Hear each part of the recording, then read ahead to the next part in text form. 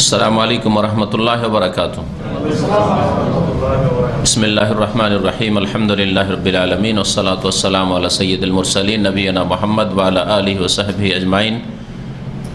अम्मा बाद फ़क़द क़ाल अल मुअल्लिफ़ रहिमहुल्लाहु तआला मिनल आदाबिल अश्शरइय्या इंदा दुख़ूलिल मस्जिद अविल मंज़िल वल ख़ुरूज मिनहुमा व इंदा सफ़र व मअल वालिदैन इला आखिरि।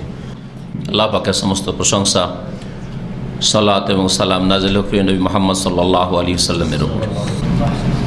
আজকে ইসলামিক সেন্টার রাকায় আমাদের আদ-দুরুসুল মুহিম্মা, গুরুত্বপূর্ণ শিক্ষা বিষয়ে যে ইসলামিক আদব কায়দা বা নীতিমালা সম্পর্কে ধারাবাহিক আলোচনা চলছে গত কয়েক সপ্তাহ থেকে, তার মধ্যে 10 নম্বর আদব থেকে আজকে শুরু করব। তা হচ্ছে মসজিদে প্রবেশের সময় ইসলামিক আদব কায়দা বা নীতিমালা। লেখক বলছেন ওয়াল আদাবুশ শারঈয়া ইনদা দুখুলিল মসজিদ, মসজিদে প্রবেশের সময় শরীয়ত সম্মত আদব কায়দা বা নীতিমালা সমূহ। আবিল মানজিল, অথবা বাড়িতে প্রবেশের সময়। তাহলে দুটো বিষয়, বাড়িতে প্রবেশেরও কিছু আদব কায়দা রয়েছে, মসজিদে প্রবেশেরও কিছু আদব কায়দা রয়েছে। ওয়াল খুরুজ মিনহুমা, এবং বাড়ি থেকে এবং মসজিদ থেকে বের হওয়ার ক্ষেত্রেও বেশ কিছু আদব কায়দা শরীয়তি নীতিমালা রয়েছে, যেগুলি সংক্ষেপে লেখক শুধু ইঙ্গিত করে দিয়েছেন সেই দিকে। ভাষ্যকার যে হাদিসগুলি বা কথাগুলি নিয়ে এসেছেন সেগুলি আমরা পেশ করব। যে কোনো মুসলিম যখন মসজিদে প্রবেশ করবে তখন ডান পা বাড়াবে, প্রথম ঢোকার ক্ষেত্রে ডান পা বাড়াবে না, এবং বলবে বিসমিল্লাহ ওয়াসসালাতু ওয়াসসালামু আলা রাসূলিল্লাহ। তাহলে একটি দোয়া আমাদের দেশি তরিকা, এতটুকু একটা হয়ে গেল। আল্লাহর নাম নিলেন এবং রাসূলুল্লাহ সাল্লাল্লাহু আলাইহি ওয়াসাল্লামের উপর সালাত এবং সালাম পেশ করলেন। বরং দুটো বললে চলে, বিসমিল্লাহ আল্লাহর নাম নেওয়া হইল, আর নবী করিম সাল্লাল্লাহু আলাইহি ওয়াসাল্লামের উপর সালাত এবং সালাম পেশ করা হইল। তৃতীয় হচ্ছে আল্লাহুম্মা আফতাহ লি আবওয়াবা রাহমাতিকা, হে আল্লাহ আমার জন্য তোমার রহমতের দরজাসমূহ খুলে দাও। রাহ মুসলিম আবু দাউদ, হাদিস সহিহ মুসলিমের এবং আবু দাউদের। আর একটি হাদিসে রয়েছে যেটা এখানে ভাষ্যকার উল্লেখ করেন নাই, সেটা হচ্ছে নবী করিম সাল্লাল্লাহু আলাইহি ওয়াসাল্লাম থেকে সেই হাদিস রয়েছে যে আউযু বিল্লাহিল আযীম ওয়া বিওয়াজহিল কারীম ওয়া সুলতানিহিল কাদীম মিনাশ শাইতানির রাজীম। কার মুখস্থ আছে? কারো মুখস্থ আছে? ব্যাস, আউযু বিল্লাহিল আযীম, মহান আল্লাহর আশ্রয় গ্রহণ করছি। আউযু বিল্লাহিল আযীম ওয়া বিওয়াজহিল কারীম, আল্লাহ পাকের সম্মানিত চেহারার আশ্রয় গ্রহণ করছি। আর কি? ওয়া সুলতানিহিল কাদীম, আল্লাহ পাক রব্বুল আলামিনের প্রাচীন রাজত্বের, সার্বভৌমত্বের। কাদিম মানে প্রাচীন শাব্দিক অর্থ, কাদিম মানে যার আদি অন্ত নেই। আল্লাহ পাকের সার্বভৌমত্বের, রাজত্বের, মালিকানার আদিও নেই, অন্ত নেই। সেই রাজত্বের বা সার্বভৌমত্বের আশ্রয় গ্রহণ করছি কি থেকে? মিনাশ শাইতানের, বিতাড়িত শয়তান থেকে। তাহলে মোট 4টি কথা হইল, আল্লাহর নাম নেওয়া, রাসূল সাল্লাল্লাহু আলাইহি ওয়াসাল্লামের উপর সালাত ও সালাম পেশ করা, আর রহমতের দরজা খোলার জন্য দোয়া করা, আর শয়তান থেকে আশ্রয় কামনা করা আল্লাহ পাকের। তারপরে বাড়িতে প্রবেশ করলে এ সম্পর্কে বলছেন ইস্তাহিবু লিল মুসলিম ইযা দাখালা বাইতাহ, নিজের বাড়িতে যখন প্রবেশ করবেন আন ইয়াযকুর ইসমাল্লাহি তাআলা, বিসমিল্লাহ বলবেন। তাহলে বাড়িতে ঢোকার সাথেই কি বলবেন? বিসমিল্লাহ। বা চাবি যদি নিজেই খুলেন তাহলে চাবিটা যখন লাগাতে যাচ্ছেন বিসমিল্লাহ বলে দেন, তাই যথেষ্ট। আর না হলে খুলে যখন ঢুকছেন বিসমিল্লাহ বলেন। ফাকাদ ওয়ারাদা ফিল হাদিস, হাদিসে বর্ণিত হয়েছে নবী করিম সাল্লাল্লাহু আলাইহি ওয়াসাল্লাম থেকে, তিনি বলেন ইযা দাখালা রাজুলু বাইতাহ, কোনো মানুষ যখন নিজ বাড়িতে প্রবেশ করবে, ফাযাকার ইসমাল্লাহি তাআলা, আর মহান আল্লাহর নাম উচ্চারণ করবে, উল্লেখ করবে, বিসমিল্লাহ বলবে। হিনা ইয়াদখুল, প্রবেশের সময় এক, আর ওয়াহিনা ইয়াতাম, খেতে বসলেন তখন, তাহলে ঢুকলেন তখন বাড়িতে, আর খেতে বসলেন তখন। কালা শয়তান, তখন শয়তান বলে লা মাবিতা লাকুম ওয়ালা আশা হাহুনা, এইখানে তোমাদের না রাত কাটাবার জায়গা আছে আর না তোমাদের রাত্রের খাবার আছে। যদি সন্ধ্যাবেলা ঢুকেন, দুপুরবেলা ঢুকছেন, জোহরের আগে বা পরে, দুপুরের খাবারের আগে, তাহলে শয়তান বললে যে তোমাদের এখানে বিশ্রামেরও জায়গা নেই, দুপুরবেলাও খেয়ে তো মানুষ বিশ্রাম করে, আর খাবারের কোনো ব্যবস্থা নেই, ভাগো এখান থেকে। ওয়াইন দাখাল, আর যদি প্রবেশ করে এমন অবস্থায়, ফালে মেজকুর ইসমাল্লাহ ইনদা দুখুলি, প্রবেশের সময় আল্লাহর নাম উল্লেখ করলো না, বিসমিল্লাহ বললো না। কালা শয়তান, শয়তান বলে আদরাতুল মাবিত, রাত কাটাবার ব্যবস্থা হয়ে গেছে, তোমরা সুযোগ পেয়ে, আদরাত মানে সুযোগ পেয়ে গেছো, আল মাবিত রাত কাটানোর, এই বাড়িতে রাত কাটানো যাবে, শয়তান বসবাস করতে পারে আপনার বাড়িতে। ওয়াইন লাম ইয়াজকুর ইসমাল্লাহ, আর যদি আল্লাহর নাম উচ্চারণ না করে, ইনদামাত আমি খাওয়ার সময় বাড়িতে ঢুকলেন, তখন তো বিসমিল্লাহ বললেন, তাহলে ঢুকতে পারল না। আর যদি বিসমিল্লাহ না বললেন তো ঢুকে পড়েছে, ঢুকে পড়ার পর এখন খাবে, তার জন্য পায়তারা করছে শয়তান। এখন খেতে বসেও যদি বিসমিল্লাহ না বলেন, কালা আদরাকতুমুল মাবিত ওয়াল আশা, তাহলে রাত কাটাবারও ব্যবস্থা হয়ে গেছে, আর খাদ্যের ব্যবস্থাও তোমরা পেয়ে গেছো সাথী সঙ্গী। শয়তান নিজের সাথী সঙ্গীদেরকে বলে, রাওয়াহ মুসলিম, হাদিস সহিহ মুসলিমের, আবু দাউদ, ইবনে মাজাহ, হাদিস সহিহ। বাড়িতে ঢোকার সময় আরও দোয়া রয়েছে, ওয়াস্তাহবা ইয়াকুলা দুআল ওয়ারিদ, যেই দোয়া বর্ণিত হয়েছে নবী করিম সাল্লাল্লাহু আলাইহি সাল্লাম থেকে বাড়িতে ঢোকার ক্ষেত্রে, সেই দোয়াটিও পড়বেন এর সাথে। তাহলে বিসমিল্লাহ বললেন একটি, এই বিষয়টি আসলে আগের হাদিসে, সহিহ মুসলিমের হাদিস। আর আরেকটি দোয়া শুনে রাসূলুল্লাহ সাল্লাল্লাহু আলাইহি ওয়াসাল্লাম বলেছেন, ইযা ওয়ালাজার রাজুলু বাইতাহু, যখন কোনো মানুষ নিজ বাড়িতে প্রবেশ করবে, ফালিয়াকুল, যেন বলে এই দোয়া, আল্লাহুম্মা ইন্নী আসআলুকা খায়রাল মাওলিজ ওয়া খায়রাল মাখরাজ, বিসমিল্লাহি ওয়ালাজনা ওয়া বিসমিল্লাহি খারাজনা ওয়া আলা রাব্বিনা তাওয়াক্কালনা। হে আল্লাহ, আল্লাহুম্মা ইন্নী আসআলুকা, তোমার কাছে যাচ্ছা করি, চাই, খায়রাল মাওলিজ, সর্বোত্তম প্রবেশ, মানে ভালোভাবে সহি সালামত নিরাপদ প্রবেশ চাই। বাড়িতে ঢুকে তো আপদ বিপদ হইতে পারে, তো নিরাপদ প্রবেশ। ওয়া খায়রাল মাখরাজ, আর নিরাপদ সর্বোত্তম বের হওয়া চাই, যখন বাড়ি থেকে বের হবো তখন যেন সহি সালামত থাকি, নিরাপদ থাকি। বিসমিল্লাহ, আল্লাহর নাম নিয়ে আমরা ওয়ালাজনা প্রবেশ করছি, ও বিসমিল্লাহ খারাজনা, এবং আল্লাহর নামে আমরা বের হচ্ছি, ও আলা রব্বেনা তাওয়াক্কাল, আর আমাদের প্রতিপালকের ওপর আমরা আস্থা করছি, ভরসা করছি। সুম্মা ইউসাল্লিম, তাহলে দোয়া হয়ে গেল, বিসমিল্লাহ বলা হলো, দোয়া হইল ঢোকার, আর তারপরে সালাম বলবেন পরিবার ছেলে, সুম্মা ইউসাল্লিম আলা আহলিহি, তারপর নিজ পরিবার পরিজন, স্ত্রী ছেলে মেয়েকে, বাপ মাকে সালাম বলবেন, আসসালামু আলাইকুম। লজ্জা করবেন না, এই লজ্জাকে আরবিতে হায়া বলা হয় না, হায়া হচ্ছে প্রশংসিত, হায়া হচ্ছে প্রশংসিত, মাহমুদ, ওয়াল হায়া শুবাতুম মিনাল ঈমান। এই লজ্জাকে আরবিতে কি বলে? আরবি মাদ্রাসা পড়া ছেলেরা বলবে, দুটো আছে। যেই লজ্জাটা গায়র মাহমুদ, মজমুম, সেই লজ্জাকে আরবিতে কি বলে? খাজাল। খাজালটাও লজ্জা, কিন্তু এই লজ্জা মজমুম, নিন্দিত, পরিত্যক্ত, ছাড়তে হবে। এই লজ্জা কেন? লজ্জার জন্য আপনাকে কিছু বলছি বলবেন না, লজ্জার জন্য কারোর সাথে সালাম করবেন না। অনেকে সালাম করতে সাহস করে না, লজ্জায়। এত নাজুক লোক, মহিলার চেয়ে তো নাজুক। মহিলারা বলে লজ্জা লাগছে কথা বলতে, আপনাকে কথা বলতে লজ্জা লাগছে, প্রশ্ন করতে লজ্জা লাগছে। ও মাসলা জানতে চাই কিন্তু প্রশ্ন করতে লজ্জা, আমার প্রশ্নটা জিজ্ঞেস করে দেন তো। অনেকে করে না এরকম? এমন লজ্জা যে ছাত্র পড়াশোনা করে, ওস্তাদকে জিজ্ঞেস করবে, কিতাব বুঝতেই পারেনি, 10টা বুঝতেই পারেনি, জিজ্ঞেস করবে না, অঙ্কটা বুঝতে পারেনি, জিজ্ঞেস করবে না। এই লজ্জা কি ভালো? এটা হচ্ছে খাজাল, নিন্দিত, মজমুম। রাওয়াহ আবু দাউদ বিসানাদিন সহিহ, আবু দাউদের হাদিস। তাহলে সালাম দাওয়াত কয়টি কাজ হলো বাড়িতে প্রবেশের সময়? মনে রাখেন কি কয়টি কাজ? বিসমিল্লাহ বলা, তারপরে দোয়া পড়া, আল্লাহুম্মা ইন্নী আসআলুকা খায়রাল মাওলিজ, এই দোয়াটি পড়া, আর পরিবারকে সালাম দেওয়া। আমল করবেন তো ইনশাআল্লাহ। এখন মসজিদ থেকে বের হওয়া, ঢোকা হইলো, বাড়িতে ঢোকার আদব হইলো, আর মসজিদে ঢোকার হইলো। মসজিদে ঢোকার ক্ষেত্রে কয়টি আদব বললাম? 4টি। মাশাআল্লাহ, তো মনে আছে। তাহলে ইস্তাহাবা ইযা আন্নাহু ইযা খারাজা মিনাল মসজিদ, মসজিদ থেকে যখন বেরোবেন তখন মুস্তাহাব হচ্ছে বাম পা না ডান পা?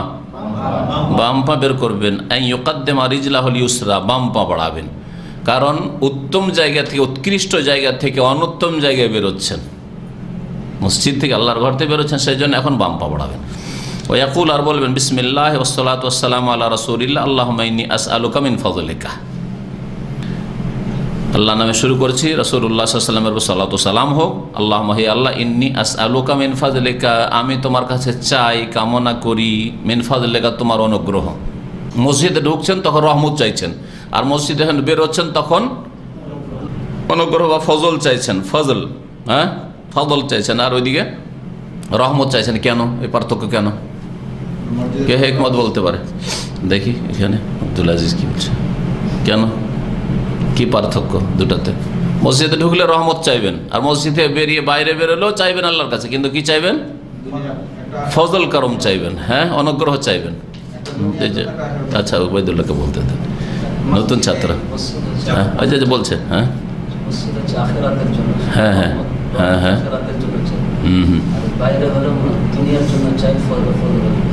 ফজল সাধারণত বলা হয় রুজিকে, দুনিয়াকে, রুজি, তারপরে সুস্থতা ইত্যাদি। তো যখন বাইরে বেরোচ্ছেন তখন আপনার রুজি রোজগারের প্রয়োজন এখন, হ্যাঁ খাদ্য পানীয় ইত্যাদি দুনিয়ার নিয়ামতের দরকার। তো দুনিয়ার নিয়ামত চাওয়ার জন্য ফজল চাইবেন। আর মসজিদে যাচ্ছেন, ওখানে টাকা পয়সার আশায় গেলে হবে না, পেটে খেতে পাবো এই আশায় গেলে হবে না। ওখানে যাবেন আপনি খালেস রহমত চাইতে। রহমত, হ্যাঁ রহমতের মধ্যে যদিও দুনিয়ার রহমতও শামিল, হ্যাঁ রহমান মানে রহমান উদ্দিন ও রাহিমা, হ্যাঁ আল্লাহ পাক দুনিয়ারও রহমান আর আখেরাতেও। তো আল্লাহ পাক রব্বুল আলামিন যে রহমত চায় তাকে দুনিয়াও দেন আখেরাত দেন, কিন্তু যেহেতু আপনি মসজিদে প্রবেশ করছেন হ্যাঁ আখেরাতেরই উদ্দেশ্যে, দুনিয়ার কোনো উদ্দেশ্য নয়, সেজন্য সেখানে রহমত শব্দ উল্লেখ করা হয়েছে। ওয়াস্তাহিবু ইযা খারাজা মিন বাইতিহি, বাড়ি থেকে যখন বেরোবেন তখন আইয়াকুলা মা শারাআহু রাসূলুল্লাহ সাল্লাল্লাহু আলাইহি ওয়াসাল্লাম যা শরীয়তে দিয়েছেন আমাদেরকে ওহী ভিত্তিক, তা বলবে হিনা মাকাল ইযা খারাজা রাজুলু মিন বাইতিহি, বাড়ি থেকে বেরোলে ঢোকার সময়, তাহলে বাড়িতে ঢোকার সময় কি বললেন? আল্লাহুম্মা ইন্নী আসআলুকা খায়রাল মাউলিজ দোয়াটি। আর বের হওয়ার সময় বাড়ি থেকে ইযা খারাজা রাজুলু মিন বাইতিহি, কোনো মানুষ যখন নিজের বাড়ি থেকে বেরোবে, ফাকাল বিসমিল্লাহি তাওয়াক্কালতু আলাল্লাহি লা হাওলা ওয়ালা কুওয়াতা ইল্লা বিসমিল্লাহি তাওয়াক্কালতু আলাল্লাহি লা হাওলা ওয়ালা কুওয়াতা ইল্লা বিল্লাহ। তিনটা বাক্য, আল্লাহর নামে শুরু করছি, আমার বাড়ি থেকে বেরিয়ে যেই সব কাজকর্ম, তাওয়াক্কালতু আল্লাহর ভরসা করছি, লা হাওলা ওয়ালা কুওয়াতা, হ্যাঁ কোনো ফেরার ক্ষমতা নেই, শক্তি নেই আল্লাহর দান ছাড়া, আল্লাহর দেওয়া ছাড়া। ফায়ুকালু, তখন বলা হয় হাসবুকা, তোমার জন্য যথেষ্ট, এই যে দোয়া করেছো তোমার জন্য এখন যথেষ্ট। কাদ হুদিতা, তোমাকে সঠিক রাস্তা দেখানো হয়েছে। ও কুফিতার, তোমার জন্য যথেষ্ট করা হয়েছে। ও ওকিতার, তোমাকে রক্ষা করা হয়েছে, বাঁচানো হয়েছে। কত সুন্দর কথা, সঠিক রাস্তায় যাচ্ছ, ভুল রাস্তায় না, বাইরে যাচ্ছ তো। কফিতার, তোমার জন্য যথেষ্ট, যেসব উদ্দেশ্যে যাচ্ছ যথেষ্ট তোমার জন্য। আর ওকিতার, বাইরে বেরোলে বিপদ আপদ আসতে পারে, মানুষের অনিষ্ট সার, আর জিন শয়তানের সার, কত রকমের অনিষ্ট হইতে পারে, দুশ্মন শত্রু চোর ডাকাত ইত্যাদি, তাই না, রাস্তাঘাট গাড়ি ইত্যাদি সব কিছু থেকে তোমাকে কি করা হয়েছে? হেফাজত করা হয়েছে, বাঁচানো হয়েছে। ওকিতা ফায়াতানাহা লাহু শাইতান, এই হাদিসে রয়েছে শয়তান তখন দূরে সরে যায়। আর এক হাদিসে রয়েছে যে ওয়াতানহা আনকা শাইতান, তোমার থেকে শয়তান দূরে হয়ে গেছে, শয়তান আর তোমার কাছে ভিড়তে পারবে না, কাছে যেতে পারবে না তোমার। ফায়াকুলু লাহু শাইতান, শয়তান বলে, শয়তান আখার হবে এখানে, এই শয়তানের পরে কার কাছে কিতাব আছে? কিতাব আছে। শয়তানের পরে এই ডট হবে না, শয়তানুন আখার। আর এক শয়তান বলে অন্য শয়তানদেরকে, কাইফা লাকা বিরাজুলিন, ওই লোকের সাথে তুমি কি করতে পারো, ওই লোকের কি বা ক্ষতি করতে পারো? কিছু করতে পারবে না। কেন? কাদ হুদিয়া ও কফিয়া ও ওকিয়া, তাকে হেদায়েতের রাস্তা দেখিয়ে দেওয়া হয়েছে, গুমরা করতে পারবে না। কফিয়া, তার জন্য যথেষ্ট আল্লাহ, হ্যাঁ সুতরাং তার কোনো অভাব করতে পারবে না, হ্যাঁ। আর ওকিয়া, তাকে রক্ষা করা হয়েছে, বাঁচানো হয়েছে, হ্যাঁ সুরক্ষা দেওয়া হয়েছে, সুতরাং তার ক্ষয়ক্ষতি করতে পারবে না। তোর পেছনে লেগে লাভ নেই। যেই ব্যক্তি দোয়া পড়ে এনেছে সেই ব্যক্তি সম্পর্কে জিন শয়তানে বলা বলি করে, খারাপ শয়তানগুলি, এক শয়তান আর এক শয়তানকে বলে যে ওর পিছনে লেগে লাভটা কি, ওকে আমাদের কাজ হচ্ছে গুমরা করা, জাহান্নামের রাস্তায়, ওটাও করতে পারবো না। আমাদের কাজ হচ্ছে যে কাউকে অভাব বা বিপদ আপদে ফেলা, সেটাও করতে পারবো না। আমাদের কাজ হচ্ছে কোনো রকম জানমাল ইত্যাদির ক্ষতি করা, সেহের দুটো না ইত্যাদি, কিছুই করতে পারবো না। রাওয়াহু আবু দাউদ ওয়া নাসাই বিসানাদিন সহিহ, ইমাম আবু দাউদ এবং নাসাই সহিহ সনদে বর্ণনা করেছেন। তাহলে এই আমলগুলি করেন না, করেন না? করেন না মনে হয়, করেন, অভ্যাস করেন, অভ্যাস করেন, আল্লাহ তৌফিক দিন। তারপরে লেখো ওয়াইন্দা সাফার, ইনদা সাফার, লেখক বলছেন তারপরে 12 নম্বর তো হলে বেরিয়ে যাওয়ার আদব, 13 নম্বর হচ্ছে সফরের আদব কায়দা। সফরের আদব কায়দা সম্পর্কে গত বৃহস্পতিবারে বিস্তারিত 25-26টি আদব কায়দা পয়েন্টে আলোচনা করেছি। সুতরাং আর এখানে বেশি আলোচনা করেছেন, এখানে ভাষ্যকার মাত্র 3টি আদব উল্লেখ করেছেন। একটি হচ্ছে যে যারা সফর করছে তাদেরকে বিদায় করা, বিদায়ের দোয়া দেওয়া, আস্তাউদিকুমুল্লাহ আল্লাযী লা তাযিউ ওয়াদায়হু আস্তাউদিউল্লাহ দীনাকুম আমানাতা খাওয়াতিম আমালিকুম আস্তাউদিকুমুল্লাহ বা আস্তাউদিউল্লাহ, বিভিন্ন ভাষা দিয়ে রয়েছে। আর দ্বিতীয় যেটি উল্লেখ আছে সফরের দোয়া, আপনি সফর করবেন তো বাহনে চাপছেন, সওয়ারিতে চাপার দোয়া, আর তার সাথে সাথে সফরের দোয়া পড়বেন। সহিহ মুসলিমে রয়েছে, যা ওই বিস্তারিত আলোচনা তো রয়েছে, সেজন্য আর উঠে যাচ্ছি না, আমাদের কাছে সময় কম রয়েছে, অন্য আলোচনা আমরা প্রবেশ করব। আর সফরের আদবের মধ্যে রয়েছে সফরে যেসব ছাড় রয়েছে সেই ছাড়গুলি, রুখসাতগুলি গ্রহণ করা। সফরের একটি ছাড় হচ্ছে নামাজে কসর করা, 4 রাকাত বিশিষ্ট নামাজ, আর নামাজ জমা করা, কসর করা সুন্নাত, জমা করা জায়েজ, হ্যাঁ জমা করা, জোহর আসর জমা করা আর মাগরিব আসর জমা করা। আর মোজার উপর সফরে থাকলে 3 দিন 3 রাত মাসা করা। সফরে আর একটি ছাড় হচ্ছে যদি রোজা রমজান হয় তাহলে হ্যাঁ রোজা ছাড়ার বৈধতা, বা যদি কষ্টের সফর হয় তো বরং ছেড়ে দেওয়াটাই হচ্ছে আপনার জন্য উত্তম। অনেক সময় গুনাহ হবে যদি বেশি কষ্ট করে রোজা রাখেন তাহলে। আর এমনিও নফল রোজা সফরে রাখার প্রয়োজন নেই, তবে যদি সফর আপনার বাড়ির মতো আরামের হয়, মক্কাতে আছেন, মদিনে আছেন, কোনো অসুবিধা, রোজা রাখতে চান জায়েজ রয়েছে, নফল রোজাও রাখতে পারেন, সমস্যা নেই। তারপরে লেখক বলছেন মাল ওয়ালেদাইন, পিতা মাতার সাথে সদ্ব্যবহারের আদব কায়দা। এই এতটুকু শেখ ইবনে বাজ রহমতুল্লাহ আলাই তারা দরুসুল মুহিম্মাতে বলেছেন। আর তারপরে আত্মীয় স্বজন সম্পর্কে তিনি শুধু ইঙ্গিত করে দিয়েছেন যে এই আদবগুলির খেয়াল রাখতে হবে, মাতা পিতার সাথে সদ্ব্যবহারের আদবের খেয়াল রাখতে হবে। মাতা পিতার সাথে সদ্ব্যবহারের বড়ই ফজিলত রয়েছে, লাভ আপনার দুনিয়াতেও রয়েছে, আখেরাতেও রয়েছে। অনেক মানুষ মনে করে যে আমরা যদি দিন পালন করি, হ্যাঁ ধর্মকর্ম করি, ভালো কাজ করি, তো মানে সব আখেরাতে, আখেরাতে না, দুনিয়াতে পাবেন আর আখেরাতে পাবেন, ভালো করে মনে রাখেন। আর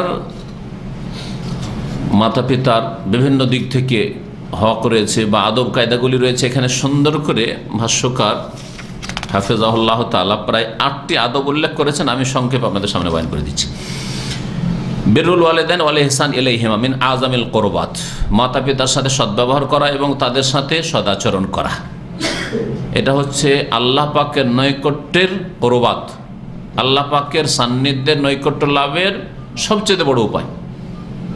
আল্লাহ পাকের হকের পরে মানুষের হক বলা হয়েছে। মানুষের মধ্যে কার হকের কথা বলা হয়েছে? পিতা মাতার। ওয়া কাযা রাব্বুকা আল্লা তা'বুদু ইল্লা ইয়াহু ওয়া বিল ওয়ালিদাইনি ইহসানা ওয়া আবুদুল্লাহ ওয়া লা তুশরিকু বিহি শাইআ ওয়া বিল ওয়ালিদাইনি ইহসানা। ওয়া আজাল্লিত তাআত, এবং সবচেয়ে বড় নেকির কাজ, আল্লাহর আনুগত্যের কাজ, সন্তুষ্টির কাজ। বাল ইন্নাল্লাহ কারানা হাক্কাহু বিহাক্কিল ওয়ালিদাইন, বরং আল্লাহ পাক নিজের হককে মাতা পিতার হকের সাথে মিলিয়ে একসাথে বয়ান করেছেন। ওয়া জাআলাল উকুকা লিল ওয়ালিদাইন মাকুরান বিশশিরকি বিল্লাহ, এবং মাতা পিতার অবাধ্য হওয়া, কষ্ট দেওয়া, নাফরমানি করাকে আল্লাহর সাথে শিরিক করার সাথে একসাথে বয়ান করেছেন। হককে, মাতা পিতার হককে আল্লাহর হকের সাথে বয়ান করেছেন, তৌহিদের সাথে। আল্লাহর হক হচ্ছে কি? তৌহিদ প্রতিষ্ঠা করা, এটা হচ্ছে বড় হক। আর সবচেয়ে বড় অপরাধ হচ্ছে শিরক, সবচেয়ে বড় অপরাধ শিরক, তার সাথে মিলিয়ে বয়ান করেছেন কার কথা? মাতা পিতার অবাধ্যতা, নাফরমানি বা কষ্ট দেওয়াকে। আল্লাহ পাক ইরশাদ করেছেন সূরাতুল ইসরার আয়াত নম্বর 23, ওয়া কাযা রাব্বুকা আল্লা তা'বুদু, আল্লাহ পাক রব্বুল আলামিনের চূড়ান্ত ফয়সালা, কাযা চূড়ান্ত ফয়সালা, যাতে কোনো রকমের আপিল নেই। আল্লাহ তা'বুদু, যে তোমরা ইবাদত করবে না, ইল্লা ইয়াহু, একমাত্র তাঁর ছাড়া, একমাত্র আল্লাহর ইবাদত করবে, সমস্ত ইবাদত বন্দেগী। ওয়া বিল ওয়ালিদাইনি ইহসান, এবং মাতা পিতার সাথে সদাচরণ করবে। আল্লাহ পাক রব্বুল আলামিন আরো ইরশাদ করেছেন ওয়া ওয়াসাইনাল ইনসানা বিওয়ালিদাইহি, আর মানব জাতিকে আমি নির্দেশ দিয়েছি। ওয়াসা মানে হচ্ছে হুকুম দেওয়া, নির্দেশ দেওয়া। বিওয়ালিদাইহি, মাতা পিতার সাথে যেন সদ্ব্যবহার করে। সূরা লোকমানে বেওয়ালিদাই এখানে হুসনা বা এহসানা হযফ আছে, উজ্জ আছে, যেমন অন্য আয়াতে সূরাতুল আহকাফে আছে ওয়াসাইনাল ইনসানা বিওয়ালিদাইহি, এক জায়গায় হুসনা আছে, আর এক জায়গায় কোথায় রয়েছে এহসানা। জি হ্যাঁ, কয়েক জায়গায় এই আয়াত রয়েছে। এখানে আল্লাহ পাক বিশেষ করে মায়ের কথা, কারণ মায়ের কষ্টটা বাপের তুলনায় বেশি। প্রাথমিক পর্যায়ে মায়ের কষ্ট বেশি, আর প্রথম পর্যায়টা যদি আপনার না হইতো তো বাকি জীবনটা আসতোই না দুনিয়াতে। মায়ের পেটে আসা থেকে শুরু করে তারপরে ভূমিষ্ঠ হওয়া, তারপরে স্তন্য দান, 2 বছর দুধ দেওয়া, প্রথম স্তরটা পুরোপুরি কে করে? মাই করে। তারপরে তখন আপনার শিক্ষা দীক্ষার জন্য, চিকিৎসার জন্য, আপনার খেতে দেওয়ার জন্য, আপনার লেখাপড়ার ব্যবস্থা দেওয়ার জন্য, তখন এগুলো কাজ তখন শুরু হচ্ছে, বাপের কাজগুলি পরে শুরু হচ্ছে। কিন্তু আপনার যদি ওই প্রথম 2 বছর যদি বড় না হইতেন তো বাকি জীবনে তো প্রয়োজনীয় হইতো না মায়ের না বাপের যে কাজগুলি, ও কাজগুলির সুযোগই আসতো না, ঠিক কিনা? এই জন্য আল্লাহ পাক রব্বুল আলামিন মাকে first prize, second prize, third prize 3টে দিয়েছেন। তারপরে সান্ত্বনা প্রাইজ 4 নম্বরে কাকে দিয়েছেন? সান্ত্বনা পুরস্কার বাপকে দেওয়া হয়েছে। কি হাদিসটা রয়েছে, কে বলতে পারে? হাদিস মুখস্থ আছে? না না না না না, ওই হাদিসটাতে 3বার করে, যেটা উম্মুকা। আইয়ুন নাসে আহাক্কু বিহুসনি সাহাবাতি, আমার সাথে সদ আচরণের জন্য সবচাইতে বেশি হকদার লোককে। তখন নবী সাল্লাল্লাহু আলাইহি ওয়াসাল্লাম বলছেন উম্মুকা, তোমার মা। সুম্মা আই ইয়া রাসূলুল্লাহ, তারপরে কে? বলছে উম্মুকা। সুম্মা আই, তারপরে কে? উম্মুকা। সুম্মা আই, 4 নম্বরে বলছেন। তাহলে 4 আনা, 8 আনা, 12 আনা হয়ে গেল। তারপরে আসলো আবাকা, আবাকা হয়ে যাওয়ার সুম্মা আদনাকা, আদনাকা, আদনাকা, সুম্মা আদনাকা, তারপরে যারা কাছের। তাহলে তারপরে কাছের আপনাকে দেখতে হবে। মা হয়ে গেল, বাপ হয়ে গেল, তারপরে কাছের খালা, ফুফু। কারণ চাচা আর মামা চাইতে এরা কমজোর। খালা, ফুফু এরা আসবে। আল খালা তো মানুষগুলা তুলুম, ঠিক কিনা? জি হ্যাঁ, এরা আসবে। তারপরে বরং এদের আগে আসবে যদি দাদা দাদি বেঁচে থাকে, কারণ ওরা বাপের পর্যায়ে, কিন্তু মায়ের পর্যায়ে দাদা দাদি, নানা নানি আসবে, কারণ ওরা বাপের। কোরআনের ভাষায়, হাদিসের ভাষায় কিন্তু দাদা দাদি, তার উপরে যতগুলি বেঁচে থাকবে পাবেন আপনি যাদেরকে, এইরকমের নানা নানি, নানা নানির বাপ মা যত বেঁচে থাকবে ওরা কিন্তু সবাই বাপের পর্যায়ে, কিন্তু তার মায়ের পর্যায়ে। আবা শরীয়তের ভাষায় আবা হুকুম, আবনা হুকুম, মানুষের বাপ তো একটা, হয়তো আবা হুকুম বলেছে, বুঝা গেছে না? জি হ্যাঁ। আল্লাহ পাক বলছেন হামালাতহু উম্মুহু ওয়াহানান আলা ওয়াহান, তার মা, শিশুর মা কষ্টের উপর কষ্ট করে তাকে বহন করেছে, পেটে বহন করেছে, গর্ভধারণ করেছে। হামাল মানে পেটে ধারণ করা, গর্ভধারণ করা। ফেসালহু ফি আমাইন, এবং স্তন্য দান করেছে বা দুধ ছাড়িয়েছে। ফেসাল মানে দুধ ছাড়ানো, দুধ পান করাবে, দুধ ছাড়ানো। কতদিনে? 2 বছর, মানে 2 বছর দুধ পান করিয়েছে। অন্য আয়াতে রয়েছে ওয়াহামলহু ওয়া ফিসালহু 30 শাহরা, তার গর্ভধারণের সময় ওই শিশুর, আর দুধ পান করার সময় হচ্ছে 30 মাস। দুটোর সমন্বয় কি? 2 বছর, আর 2.5 বছর হয়ে গেল। 30 মাস মানে 2.5 বছর হয়ে গেল। তাহলে দুটোতে কি সমন্বয়? কি হ্যাঁ, এখানে দুটো মিলিয়ে বলা হয়েছে। ওখানে শুধু দুধ পান করা, দুধ পান করা যখন 2 বছর এক জায়গায় বলে দেওয়া হয়েছে, তার মানে 2 বছর পরে আর 6 মাস বাকি থাকছে। তার মানে আকাল্লু মুদ্দাতিল হামল, সর্বনিম্ন গর্ভধারণের সময়সীমা হচ্ছে 6 মাস। 6 মাসের নিচে কোনো বাচ্চা হতে পারে না। যদি 4 মাস 3 মাসে কোনো মেয়ে দাবি করে যে তোমারই বাচ্চা, এটা স্বামীকে বলছে এটা তোমারই বাচ্চা, আর 4 মাস হয়েছে মাত্র, 5 মাস হয়েছে, তো না, এটা হারাম সন্তান, হারাম সন্তান এটা। কিন্তু 6 মাসে হয়ে যেত, 6 মাসে হয়েছে, আর স্বামী, মূর্খ স্বামী অস্বীকার করছে, না না না, আমার সন্দেহ, এটা আমার নাই মনে। তাহলে বাপের কথা, ওই স্বামীর কথা নেওয়া যাবে না, শরীয়তে ওই মহিলা জিতে যাবে। জি,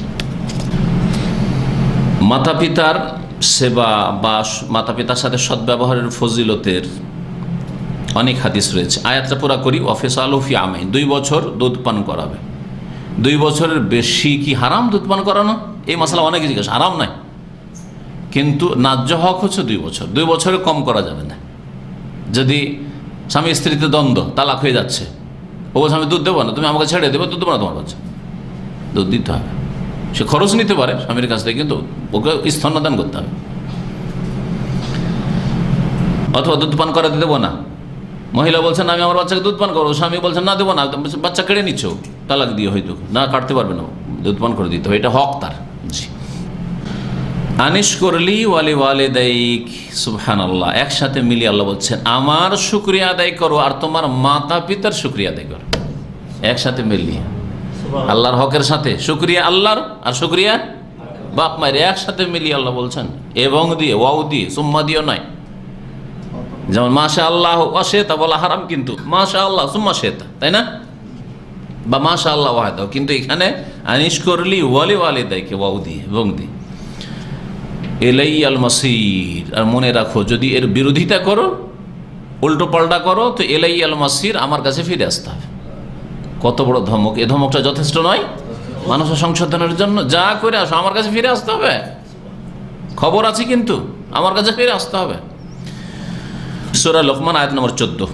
মাতা পিতার সেবা বা সদ্ব্যবহারের ফজিলত, মাতা পিতার সাথে যদি ভালো ব্যবহার করে তার ফজিলত, বহু হাদিস রয়েছে। আব্দুল্লাহ ইবনে মাসউদ রাদিয়াল্লাহু তাআলা আনহু বর্ণিত, সাআলতু রাসূলুল্লাহ সাল্লাল্লাহু আলাইহি ওয়াসাল্লাম, রাসূলুল্লাহ সাল্লাল্লাহু আলাইহি ওয়াসাল্লামকে আমি জিজ্ঞেস করেছি আইয়ুল আমালি আহাব্বু ইলাল্লাহ, আল্লাহর কাছে কোন আমল সবচেয়ে বেশি প্রিয়? কাল আস-সালাতু ফি ওয়াক্তিহা, যথা সময়ে নামাজ পড়া। আউয়াল ওয়াক্ত, ফি ওয়াক্তিহা মানে ফি আউয়ালি ওয়াক্তিহা, ওয়াক্ত শুরু হলে নামাজ পড়া।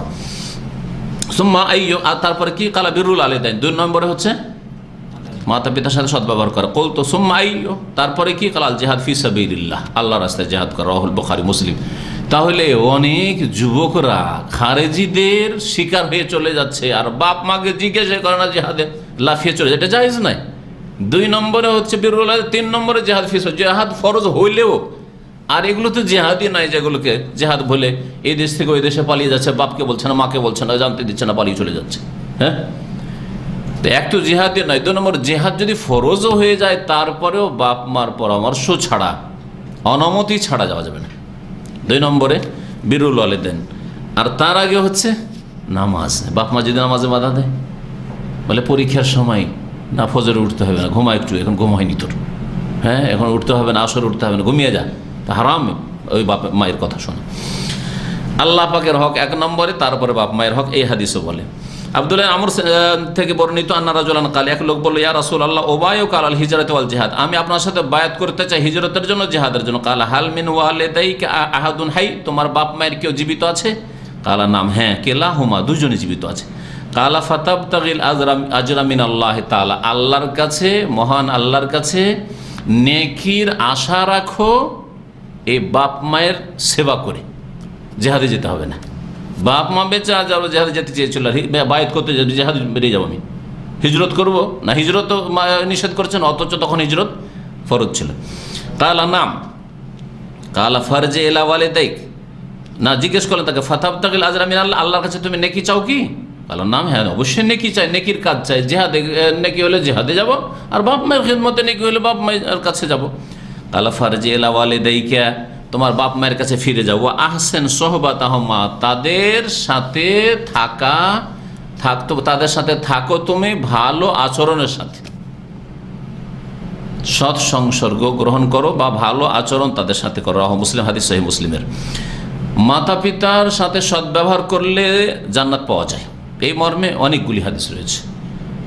একটি হাদিস শুনে আবু হুরায়রা রাদিয়াল্লাহু তাআলা আনহু থেকে বর্ণিত, বলছেন রাসূলুল্লাহ সাল্লাল্লাহু আলাইহি ওয়াসাল্লাম বলতেছেন, ইয়াকুল রাগিমা আনফু রাগিমা আনফু রাগিমা আনফু, তার নাক মাটিতে মিশে যাক, তার নাক মাটিতে মিশে যাক, তার নাক মাটিতে মিশে যাক।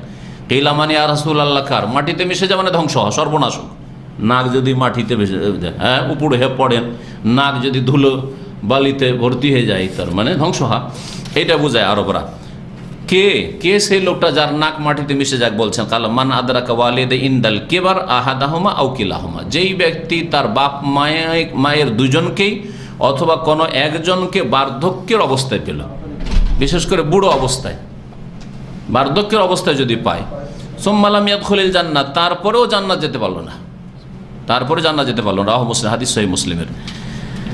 নবী করিম সাল্লাল্লাহু আলাইহি ওয়াসাল্লাম বলেছেন আল ওয়ালিদু আওসাতু আবওয়াবিল জান্নাহ, মা বাপ, এখানে ওয়ালেদ বলতে বাপ যদিও, কিন্তু মা বাপ দুটোকে বোঝানো হয়েছে। মা বাপ হচ্ছে জান্নাতের দরজার মধ্যবর্তী স্থান, জান্নাতের দরজার মিডিল, মাঝখান। তার মানে মাঝখানে যদি আপনার বাধা সৃষ্টি হয়ে যায় তাহলে মুশকিল, যেতে পারবেন না আপনি। সদর রাস্তাতে যদি আপনার বাধা সৃষ্টি হয়ে যায় তো মুশকিল। তিরমিজির হাদিস, ইবনে মাজার হাদিস, মুআবিয়া ইবনে জাহেমা রাদিয়াল্লাহু আনহু থেকে বর্ণিত। জাহেমা এই সাহাবী নবী করিম সাল্লাল্লাহু আলাইহি ওয়াসাল্লামের কাছে আসলো, আসার বলছে, ইয়া রাসূলুল্লাহ আরাদতুন আগজু, আমি তো জিহাদ করতে চাই, লড়াই যেতে চাই। ওয়াকাদ যেহেতু আস্তাশীরুকা, আর আপনার কাছে পরামর্শ নিতে এসেছি। ফাকালা হাল লাকা মিন উম্মিন, তোমার মা আছে?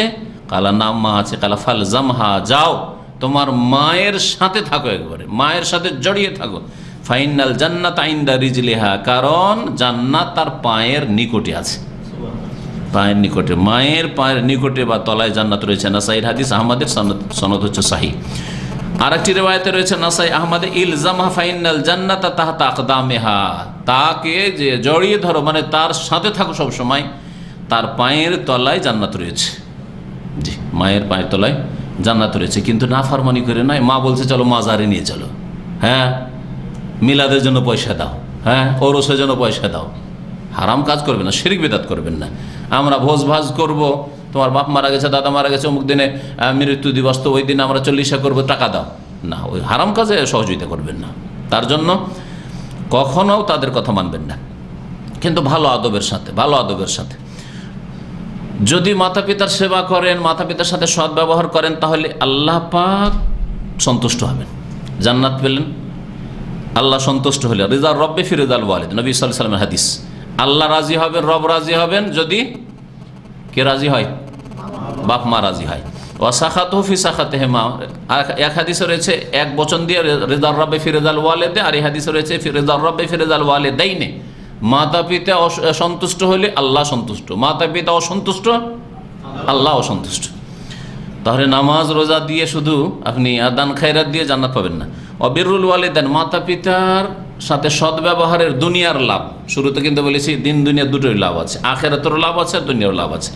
দুনিয়ার লাভ একটি লাভ, সাবাবুন লি জিয়াদাতিল উমরি ওয়া রিজক, বয়স বৃদ্ধি হবে, বয়স আয়ু বাড়বে, আল্লাহ আয়ু বাড়িয়ে দেবেন। হয়তো আসলই বাড়িয়ে দেবেন, যে 60-এর জায়গায় 70-80 এরকম হবে, অথবা অসুস্থ থাকতেন, ওই আয়ুর কোনো মূল্য ছিল না, তারপর সারা জীবনে সুস্থ থাকলেন, 80 বছর 90 বছর সুস্থ চলাফেরা করলেন, বিছানায় পড়লেন না, এটাও হচ্ছে আয়ু বৃদ্ধি হওয়া। তাহলে হয় হিস্সি অথবা মানবী, বাহ্যিক হয়তো বয়স বেড়ে যাবে, অথবা মানবী আভ্যন্তরীণ দিক থেকে বয়স বেড়ে যাবে। আর একটা মানবী বয়স বাড়া আভ্যন্তরীণ দিক থেকে, সেটা হচ্ছে যে বয়স আসলে বাড়বে না। আপনার যদি লিখনিতে 60 থাকে 60, 80 থাকে 80, 70 থাকে 70, বয়স বাড়বে না, কিন্তু ওই বয়সে একজন 200 বছর বেঁচে যে কাজটা না করতে পারে তা করতে পারবেন আপনি। অনেকে আছেন, অনেকে আছেন। ইমাম নওয়াবী রহমতুল্লাহ আলাইহি মাত্র 40-45 বছর বেঁচেছেন, ইমাম নওয়াবী। এরকম বহু আইম্মায়ে কেরাম আছেন।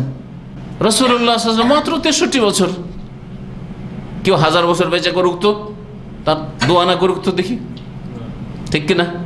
তো এটা হচ্ছে বরকত। তো বয়সে বরকত হবে, রিজিকেও বরকত হবে। নবী করিম সাল্লাল্লাহু আলাইহি ওয়াসাল্লামের হাদিস মুসনাদ আহমদ, মান সাররাহু আন ইউবাদদালাহু ফি উমরিহি, কেউ যদি পছন্দ করে, কাউকে যদি ভালো লাগে যে তার বয়স বাড়িয়ে দেওয়া হোক, ওয়া ইউযাদু ফি রিজকিহি, আর তার রিজিক আহার বৃদ্ধি করা হোক, ফালিয়াবাররা ওয়ালিদাইহি, তাহলে সে যেন তার বাপ মায়ের সাথে সদ্ব্যবহার করে, ওয়ালিয়াসিল রাহিমাহু, আর আত্মীয় স্বজনদের সাথে সুসম্পর্ক রাখে। মাতা পিতার সাথে সদ্ব্যবহার করা সার্বিক কল্যাণের চাবি আর সমস্ত অনিষ্ট থেকে বাঁচার উপায়। ভাষ্যকার বলে, অবিরুল ওয়ালিদাইন সাবাবুল লিকুল্লি খায়র, প্রত্যেক ভালো জিনিস যদি হাসিল করতে চান তাহলে মাতা পিতার সাথে সদ্ব্যবহার করেন। ওয়াসাবাবুল লিদাফি কুল্লি শার, প্রত্যেক অনিষ্ট, মন্দ, বিপদ, আপদ, বালা, মুসিবত, হ্যাঁ যদি আপনি দূর করতে চান তাহলে মাতা পিতার সাথে সদ্ব্যবহার করেন। এক ভাইয়ের ঘটনা জানি, মা ওর রাজি না, বাপ নেই, মা ওর রাজি না, আর ও মাকে মোটেই মানল না, অমান্য করে বিয়ে করলো এক সুন্দরী মেয়ে দেখে। বিয়ে করার কয়েক বছর পরে ওই সুন্দরী মেয়ে পাশের বাড়ি যে ছিল বিশাল পয়সা আর মালিক, তার সাথে ভাবসাব হয়ে গেল, আর তারপরে যে তার কোনো রকম জানটা বেঁচে এসছে। জি হ্যাঁ, স্ত্রী তো গেছেই গেছে, তাকে মেরে দেওয়ার চেষ্টা করা হয়েছে। আল্লাহ পাক ওর হায়াত রেখেছে, সেজন্য বেঁচে এসছে। স্ত্রীও গেছে আর জানও যাচ্ছিল, তো আল্লাহ পাক রহম করেছে। তো এই জন্য কখনো মাতা পিতাকে কষ্ট দেবেন না, কম জায়েজ কাজেও যদি বলে তো ফরজ হয়ে যায় আপনার জন্য। আপনাকে যদি বলে যে আজকে মাছ খাবো, মাছ খাওয়া জায়েজ, সুন্নাত মুস্তাহাব, আজকে গোশত খাবো না, আপনার জন্য আমি গোশত খাবো, জায়েজ কাজও যদি বলে তো এটা ফরজ হয়, তখন আপনার জন্য তখন ফরজ হয়ে যায়। বাপ মায়ের সাথে সদ্ব্যবহারের 8টি দিক বলে শেষ করব সংক্ষেপে। একটি হচ্ছে আল ইতআম ওয়াল কিসওয়াত ওয়াল খিদমাত ওয়া ইজাবাতু দাওয়াতিহিমা।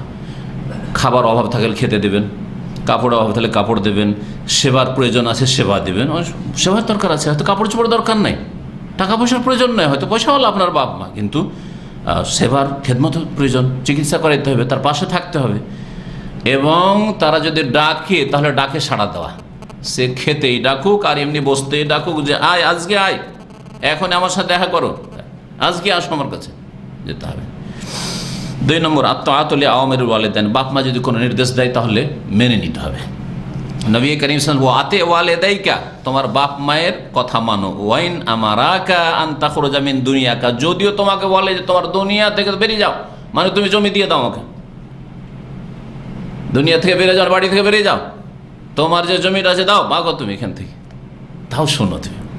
ওয়াইন আমারাকা আন তাখরুজা মিন দুনিয়া ফাখরুজ লাহুমা, বেরিয়ে যাও, বাপ মায়ের সন্তুষ্টির উদ্দেশ্যে ছেড়ে দাও তাদের জন্য।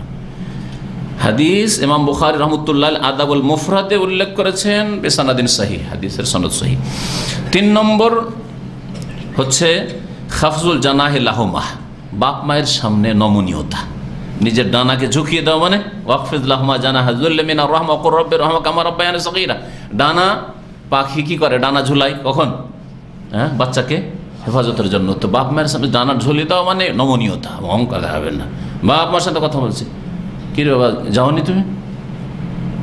এরকম না, যেতে পারিনি, আচ্ছা যাচ্ছি, একটু ঝুঁকে যান, হ্যাঁ নিচু হয়ে যান, কিন্তু না আপনার ভঙ্গিমা মনে দেখাচ্ছে যে না, আপনার কথা চাল চলন, আপনার শরীর বডি বলছে যে আপনার মধ্যে অহংকার। তো এটা যেন না হয়, এগুলো কাবিরা গুনাহ। ওয়া তাকলিমুহুমা বিল্লিন, নরম ভাষায় কথা বলা, এমনকি শরীয়তের উপদেশ দিলেও নরম ভাষায় বলবেন। শিরিক বিদআত করে বাপ মা, তারপরে নরম ভাষায় কথা বলেন, কখনো বেয়াদবি করে কথা বলবেন না।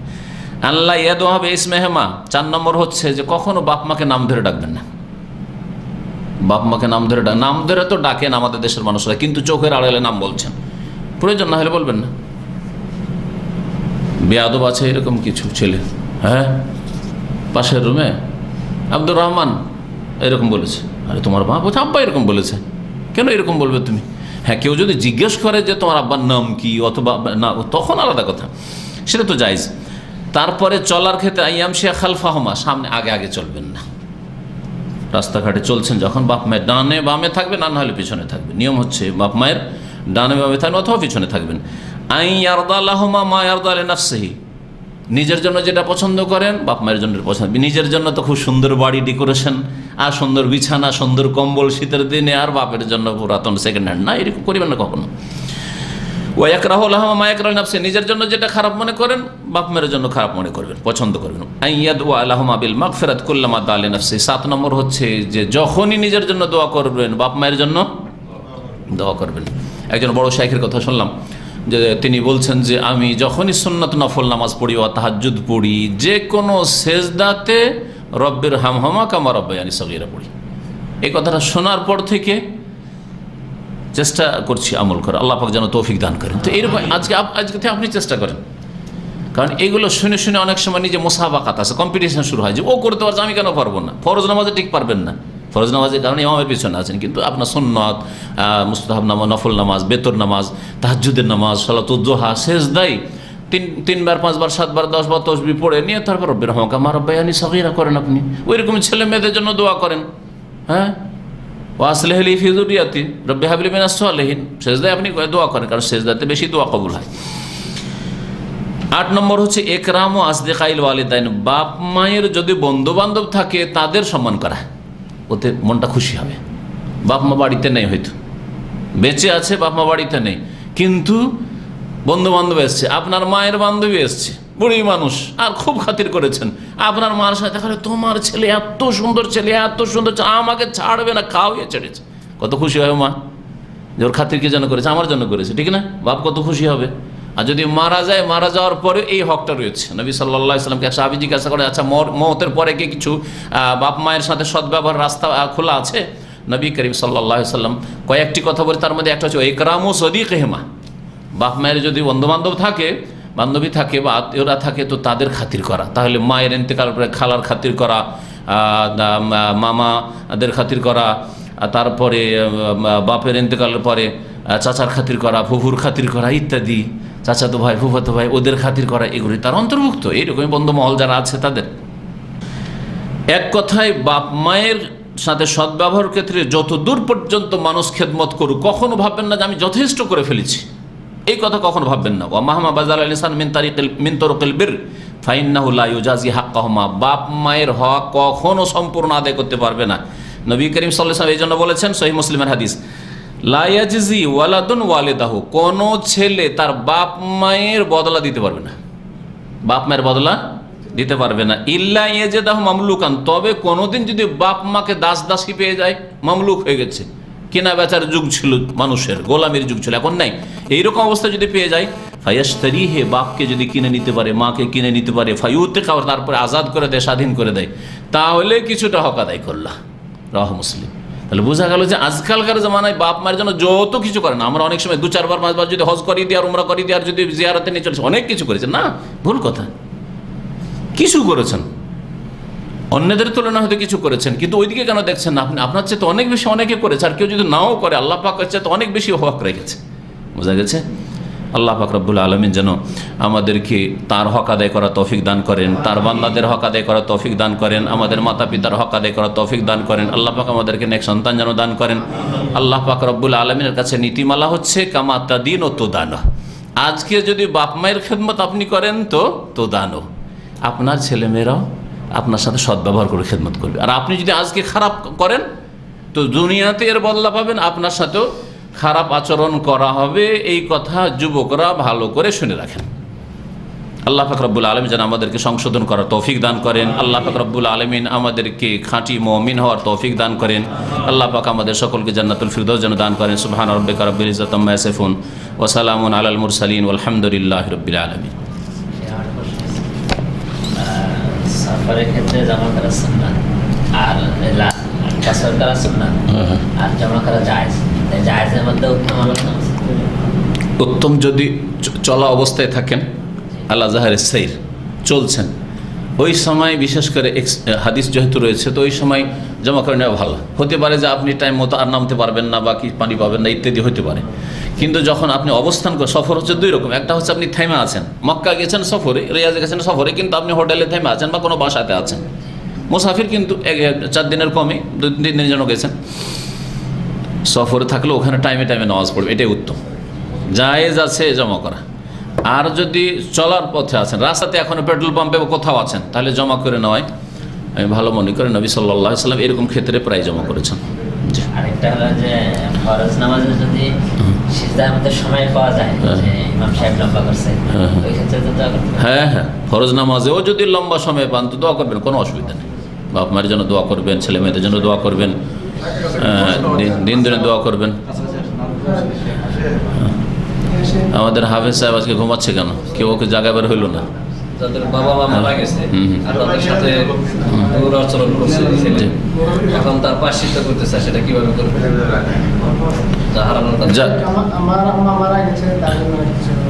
আচ্ছা, আমাদের এই ভাইয়ের আম্মা মারা গেছে, আল্লাহ পাক যেন ওর উপর রহম করেন, আল্লাহ ওনাকে জান্নাতুল ফিরদৌস যেন দান করেন, ওনার গুনাহ খাতা মাফ করে দেন, আল্লাহ কবরের জীবনকে সুখী করেন, আল্লাহ পাক রব্বুল আলামিন যেন ইল্লিয়িনে স্থান দান করেন। জি, বাবা মা মারা গেছে, থামেন। হ্যাঁ, বাপ মা মারা গেছে, কিন্তু দুরাচরণ করে দিচ্ছে, মানে ভালো আচরণ করে ভালো আচরণ কে করেছে? ছেলেই করেছে, করতে পারে নাই, ভালো আচরণ করতে পারেনি, খারাপ আচরণ করেছে। খারাপ আচরণ করে। হ্যাঁ, এখন বুঝতে পেরেছে যে হাই কি করলাম। না তাদেরই এখন বেশি বেশি তাদের জন্য যে মওতের পরে যে হকগুলি রয়েছে, ওই হকগুলি আদায়। হ্যাঁ হ্যাঁ, কি কি হক রয়েছে? কার এই হাদিস মুখস্থ আছে দেখি? তাদের জন্য দোয়া হ্যাঁ হ্যাঁ, হাল বাকিয়া মিন বিররি আবাওয়াইয়া বাদা মওতিহিমা কালা নাম। হ্যাঁ, ইন্তেকালের পরে আর কিছু সদ্ব্যবহারের রাস্তা আছে? কই আপনাদের খাওয়ানো তো আসেন, আমি তো শেষ করে দিলাম টাইম মতো। জি, টাইম মতো শেষ হয়ে গেছে, কিন্তু 10 মিনিট আগে বলেছেন। 1 নম্বর দোয়া করে। হ্যাঁ, জি হ্যাঁ, আসসালাতু আলাইহিমা মানে আদুয়া আলাহুমা, আসসালাতু আলাইহিমা এটা 1 নম্বর আছে। হ্যাঁ, তারপরে তাদের নামে বেশি বেশি ইস্তিগফার লাহুমা, আর তাদের জন্য ক্ষমা তলব করা। জি জি। আর নফল দান করা। ওয়া ইকরামু সাদিকিহিমা 3 নম্বর, তাদের বন্ধু বান্ধব আত্মীয় স্বজন খালা ফুফু আছে ওদের সাথে খাতির করা। জি হ্যাঁ, ওদের খাতিরে খাতির, বাপ মায়ের খাতিরে এদের সাথে খাতির। জি হ্যাঁ। আর 4 নম্বরে তাদের জন্য বেশি বেশি দান করা। ওয়াসিলাতুল আরহাম আল্লাতী লা তুসালু ইল্লা বিহিমা, আর ওই লোকদের সাথে আত্মীয়দের সাথে সুসম্পর্ক রাখা বাপ মায়ের গরজে, বাপ মায়ের কারণে। না হলে ওদের সাথে এমন কোনো খাতির রাখতেন না। অন্য দেশে চলে গেছেন, হ্যাঁ, বাপ মা হয়তো বাংলাদেশ থেকে গেছে, আপনি চলে এসেছেন সৌদি আরব দীর্ঘদিন, অথবা কানাডা চলে গেছেন, আমেরিকা চলে গেছেন, কিন্তু তারপরে যোগাযোগ রাখছেন ওদের সাথে, কি জান না? ওই বাপ মায়ের খাতিরে। জি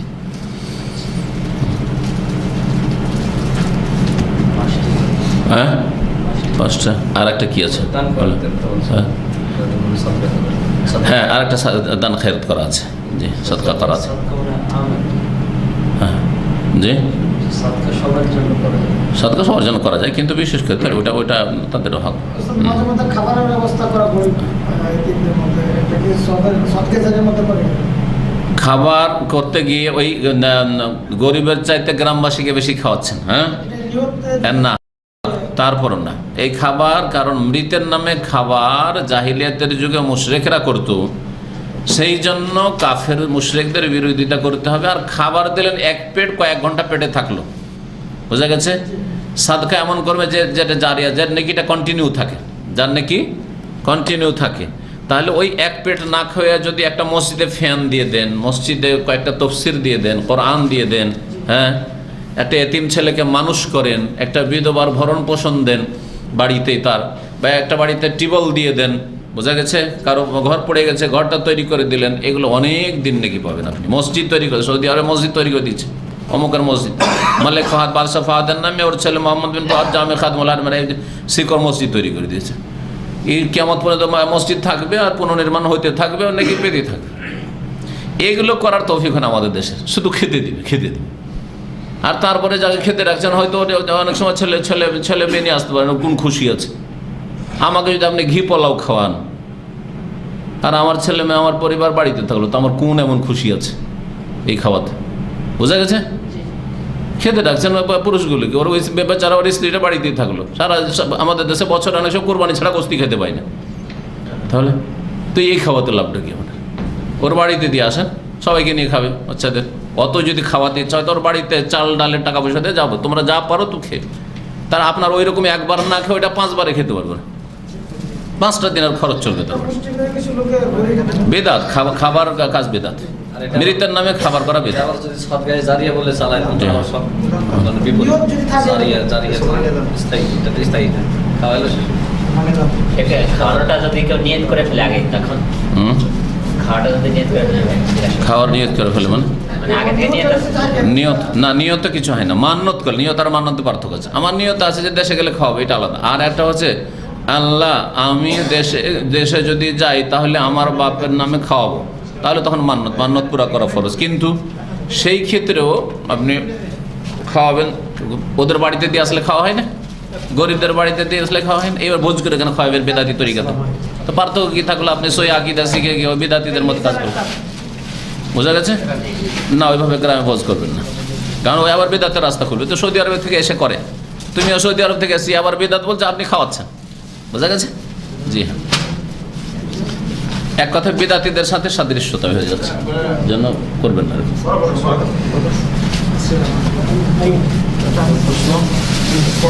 আর হ্যাঁ, কি করে না, নিচে মাসা না, ওপরে মাসা। হ্যাঁ, لو كان الدين بالرأي لكان أسفل الخف أولى بالمسح من أعلاه ولقد رأيت رسول الله صلى الله عليه وسلم يمسح على الخف بأعلاه।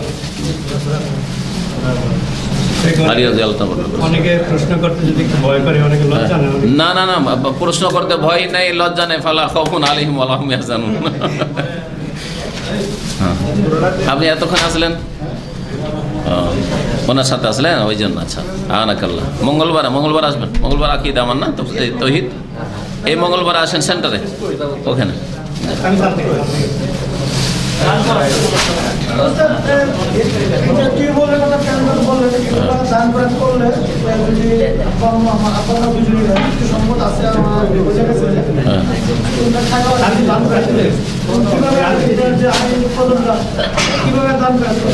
কিরকম কিভাবে দান করো বুঝতে পারলাম না। কার জমি আছে তো জমিটা দান করবেন? হ্যাঁ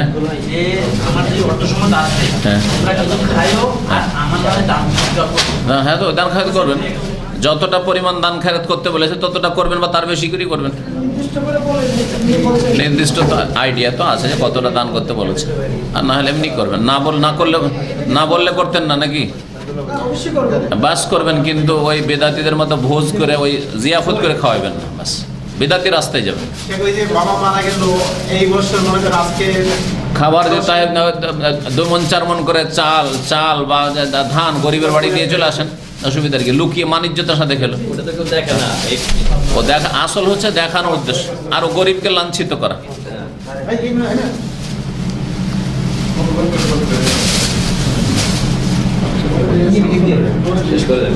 হ্যাঁ খালাস। সুবহানাকাল্লাহুম্মা ওয়া বিহামদিকা আশহাদু আল্লা ইলাহা ইল্লা আনতা আস্তাগফিরুকা ওয়া আতুবু ইলাইক।